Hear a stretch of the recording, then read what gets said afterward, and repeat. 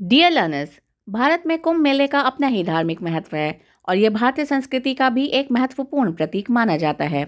यह मेला लगभग 45 दिनों तक चलता है, जिसमें पूरी दुनिया से साधु संत और भक्तगण आते हैं और पवित्र नदी में स्नान करते हैं। इस वर्ष प्रयागराज उत्तर प्रदेश के त्रिवेणी संगम पर विशेष महाकुंभ मेले का आयोजन किया गया है, जो 13 जनवरी से 26 फरवरी 2025 तक चलेगा।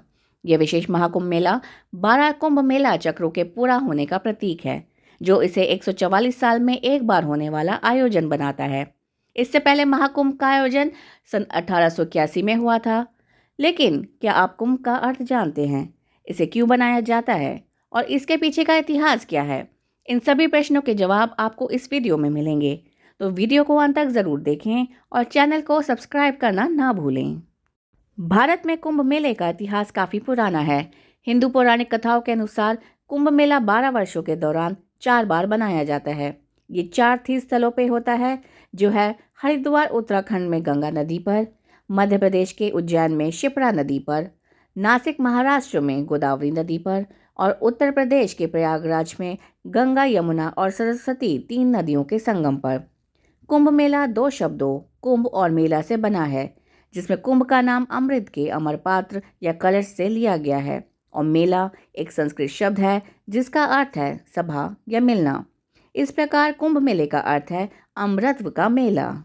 इतिहास में कुंभ मेले की शुरुआत कब हुई और किसने की, इसके बारे में किसी ग्रंथ में कोई प्रामाणिक जानकारी नहीं है। लेकिन इसके बारे में जो प्राचीनतम लिखित वर्णन मिलता है वह सम्राट हर्षवर्धन के समय का है, जो चीन के प्रसिद्ध तीर्थयात्री हेनसांग द्वारा किया गया है, जो हर्षवर्धन के शासनकाल के दौरान 629 से 645 ईस्वी में भारत आया था। कुंभ पर्व के आयोजन को लेके वैसे तो कई प्रथाएं प्रचलित हैं, लेकिन सर्वाधिक मान्य कथा देवदानवों द्वारा समुद्र मंथन से प्राप्त अमृत कलश से अमृत बूंदें गिरने को लेकर है। इस कथा के अनुसार महर्षि दुर्वासा के शाप के कारण जब इंद्र और अन्य देवता कमजोर हो गए, तो दैत्यों ने देवताओं पर आक्रमण कर उन्हें परास्त कर दिया। तब सब देवता मिलकर भगवान विष्णु के पास गए और उन्हें सारा वृतांत सुनाया। तब भगवान विष्णु ने उन्हें दैत्यों के साथ मिलकर क्षीर सागर का मंथन करके अमृत निकालने की सलाह दी। भगवान विष्णु के ऐसा कहने पर संपूर्ण देवता दैत्यों के साथ संधि करके अमृत निकालने के प्रयत्न में लग गए। अमृत कलश के निकलते ही देवताओं के इशारे से इंद्रपुत्र जयंत अमृत कलश को लेकर आकाश में उड़ गया। उसके बाद दैत्य गुरु शुक्राचार्य के आदेश अनुसार दैत्यों ने जयंत का पीछा किया और घोर परिश्रम के बाद उसे बीच रास्ते में रोक दिया। उसके बाद अमृत कलश पर अधिकार जमाने के लिए देव दानवों में 12 दिनों तक अविराम युद्ध चलता रहा। इस परस्पर मारकाट के दौरान पृथ्वी के 4 स्थानों प्रयागराज, हरिद्वार, उज्जैन और नासिक पर कलश से अमृत बूंदें गिरी। इसीलिए इन्हीं 4 स्थानों पर कुंभ मेले का आयोजन किया जाता है।